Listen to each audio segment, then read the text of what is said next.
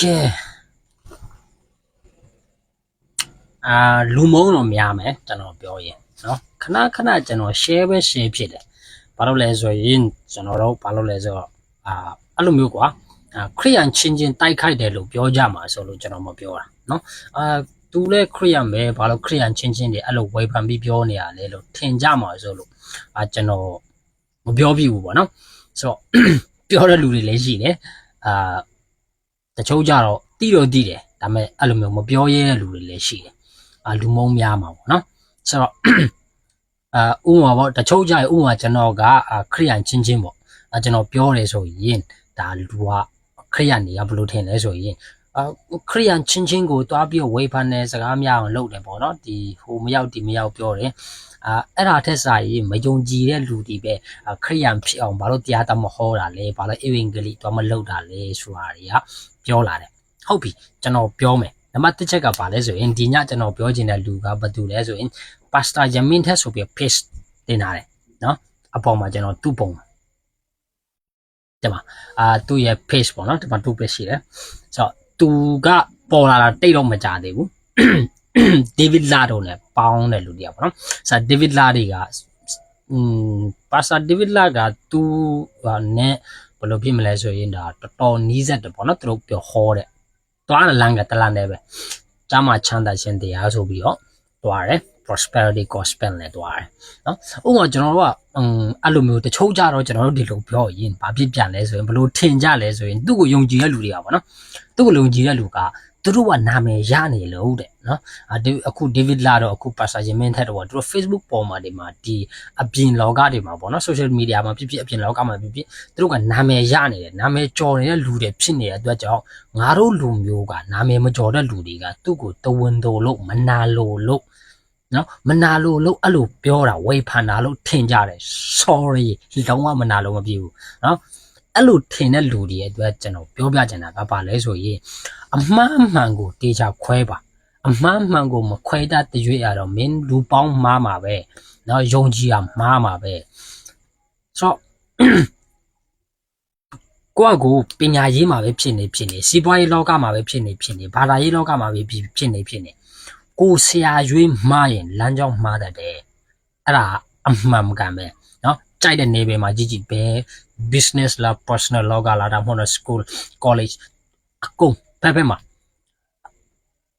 ပေါင်းတင်မှားရင်တော့လဲဘဝလမ်းကြောင်းမှားတတ်တာပဲနော်အဲ့ယုံကြည်ပိုင်းမှာလည်းအဲ့လိုပဲနော်ကိုနီးပြတဲ့ဆရာကမှားနေရင်အောက်ကလူကအော်တော့မှားတယ်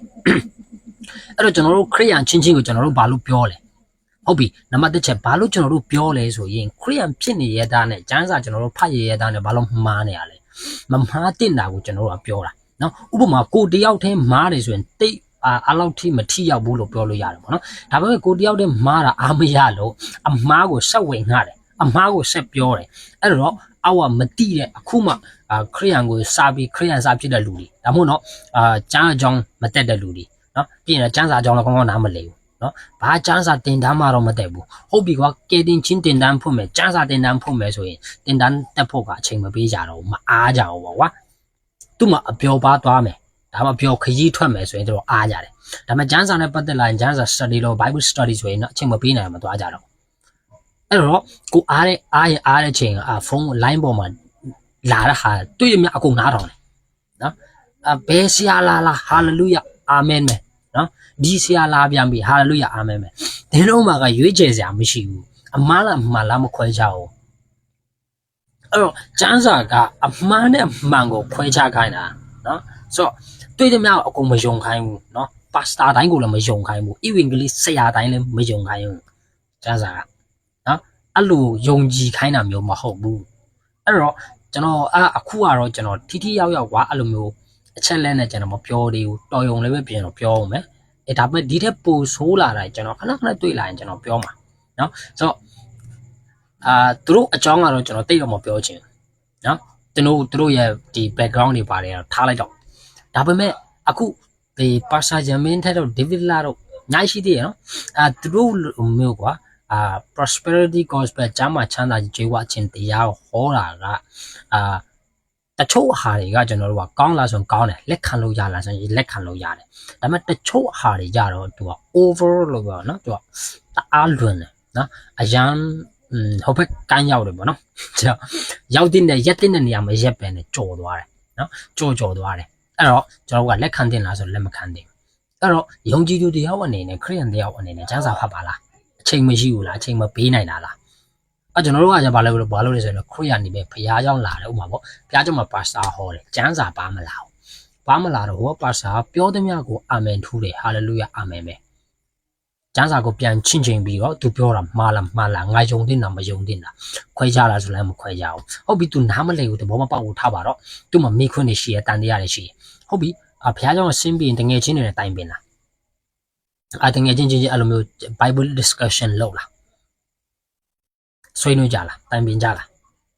တူအခုနဒီပါစတာကဒီလိုကျွန်တော်တို့ပြောတယ်ဒါမှကျမ်းစာမှာတော့ဒီလိုပြောတယ်သူပြောတာကဒီဟာနဲ့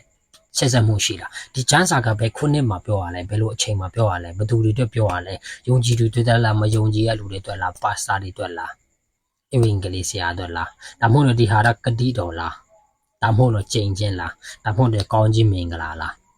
အဲ့လိုမျိုးကျမ်းစာရဲ့ context ကိုတေချာလေ့လာပြီးတော့ဖတ်ရတယ်ဥပမာကျမ်းစာတပုတ်လုံးကိုကြပြရွက်တယ်လို့မျိုးရွက်ခိုင်းတာမျိုးမဟုတ်ဘူးဒီတိုင်းလေးပဲကျမ်းစာဖတ်ပြီးသွားတာမျိုးမဟုတ်ဘူးကျမ်းစာရဲ့တကယ် context ကိုဖတ်ရမယ်ဥပမာအလွယ်နည်းနဲ့ပြောမယ်ဆိုရင်ကျမ်းစာတစ်ပိုက်ဖတ်တယ်ယောဟန်အခန်းကြီး1ငယ်1ဖတ်တယ်ဆိုရင်ယောဟန်အခန်းကြီး1ငယ်1နဲ့ချိတ်ဆက်မှုရှိတဲ့ references verse ကပဲမှာလဲကဘာဦးကျမ်းမှာနော်ဆိုတော့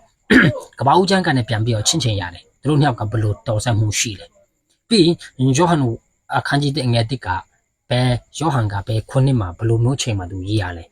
ယောဟန်ကဒီစကားကိုပြောတာဂျူးလူမျိုးတွေလားဒါမှမဟုတ်ရင်တော့ဒီ genderlity လားဒါမှမဟုတ်ရင်တော့ဒီလူမျိုးကွာဒီ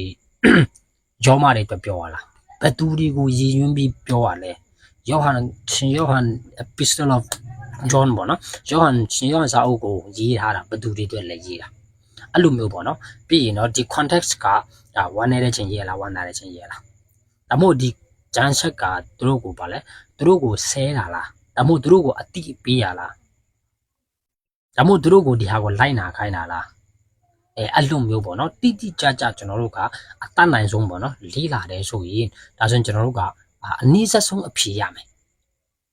100% မရရင်တော့100မှာ 75% လောက်ရတယ်ကျန်တဲ့ text တစ်ခုရဲ့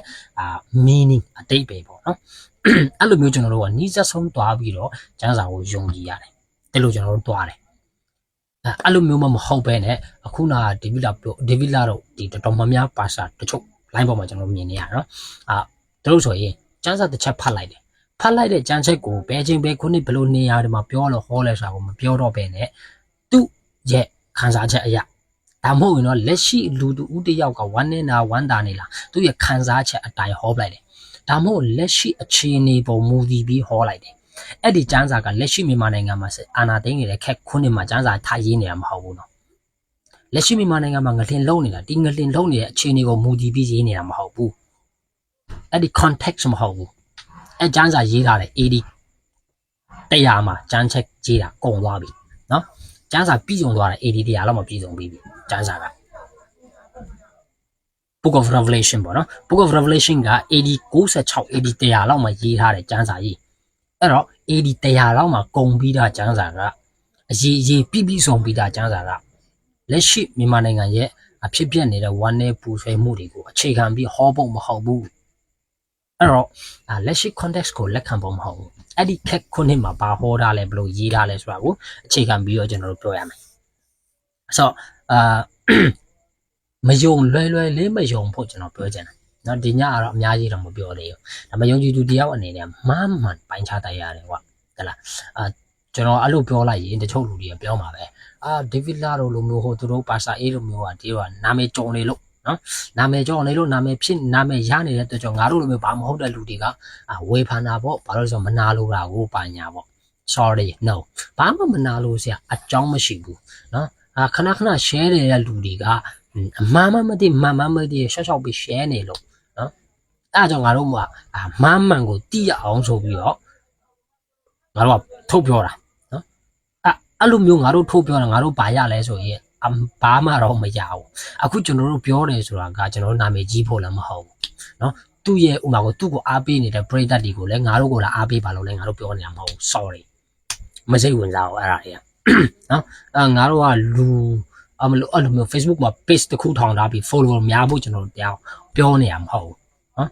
ဒါမဟုတ်ရင်တော့ဒီလူသိများအောင်ကျွန်တော်တို့ပြောနေရမှာမဟုတ်ဘူးကျွန်တော်တို့ကမမှန်ကိုနားလေအောင်ပိုင်းခြားတတ်အောင်ကျွန်တော်တို့ပြောတာเนาะဆိုတော့ကျွန်တော် Facebook ပေါ်မှာကျွန်တော် Facebook မှာရှိရလူတွေပါเนาะအဲ့လိုမျိုးမယုံမိအောင်ဆိုပြီးကျွန်တော်ပြောတာတကယ်လို့အခုကျွန်တော်ပြောတာကိုမှားတယ်မှန်တယ်ဆိုတော့လည်း comment မှာရေးလို့ရတယ်မှားတယ်ဆိုငါပင်တာမှားတယ်ပေါ့နော်ဆိုတော့ထောက်ပြလို့ရတယ်ပြီးရင်တော့သူတို့ကိုမှန်တယ်သူတို့ကကျွန်တော်ပြောတာမှားတယ်သူတို့ကမှန်တယ်ဆိုရင်သူတို့မှန်တဲ့အချက်တွေကိုကျွန်တော်ကိုထောက်ပြလို့ရပါတယ်နော်ဆိုတော့ comment မှာရေးပါအဲဆိုရင်ကျွန်တော်နောက်တစ်ခေါက်ကျွန်တော်ပြန်ဖြည့်ရှင်းပေးမယ်နော်ဆိုတော့ကျွန်တော်တို့ကပါလဲဆိုတော့အခုကline ပေါ်မှာ cat လည်းမကောင်းဘူးပေါ့ကွာမြန်မာနိုင်ငံ cat ချင်နေလည်းမကောင်းတဲ့အချိန်မှာအဲ့လိုမျိုးယုံကြည်မှုအလွယ်အမှားတွေ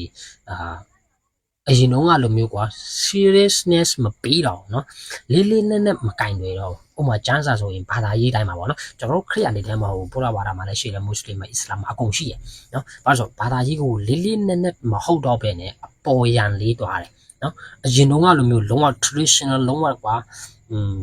ဒါမှဒါအဲ့လိုမျိုးပေါ့နော်ဖျားစကားပဲအဲ့လိုမျိုးလုံးဝဖျားကိုကြောက်ရွံ့ပြီးတော့ဒါလုတ်နေတဲ့လူဆိုတာကမရှိတော့ရှားလာတယ်အဲ့တော့လူတိုင်းကကျန်းစာကိုကင်နေဆိုရင်တော့မှအပေါ်ရန်အလောက်ပဲကင်တော့တယ်နော်အရင်တော့ကလိုမျိုးလူသူဦးတယောက်ကျန်းစာကင်နေဆိုတေးချတဲ့ဒီကောင်ကကျန်းစာလဲကောင်းတည်တယ်တေးချတဲ့အင်္ဂလိပ်ဆရာပဲဖျားလူပဲဆိုပြောလို့ရတယ်ဒါမှခုနောက်ပိုင်းကကျန်းစာကင်ရင်တော့လဲသူကင်ထားတဲ့ကျန်းစာကဘာမှတော့မသိနော်ဆိုအတိုင်းမှာဘာရေးထားလို့ဆိုတော့လည်းတေးချမသိဘူးကျန်းစာဖတ်တယ်ဆိုတာလည်းကြပြဖတ်တယ်လို့မျိုး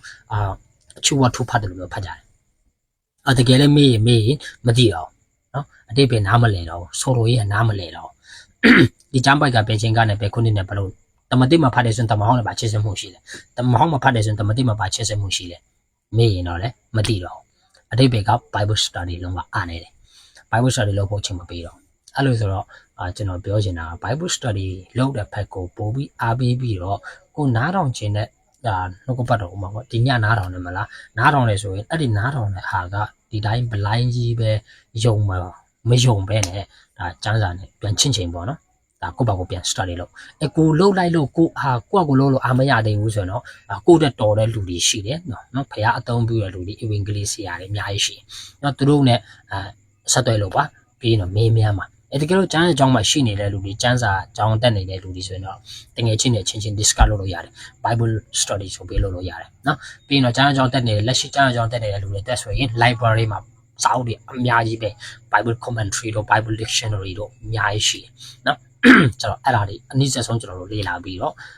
ပြောလို့ရတယ်အဲ့တော့ကိုနားလဲတယ်ဆိုရင်ကိုဘေးနာတငယ်ချင်းမသိတဲ့လူတွေအလွဲအမားကိုယုံနေတဲ့လူတွေကိုလည်းကျွန်တော်တို့ရှင်းပြပေးလို့ရတယ်โอเคဆိုတော့ဒီညတော့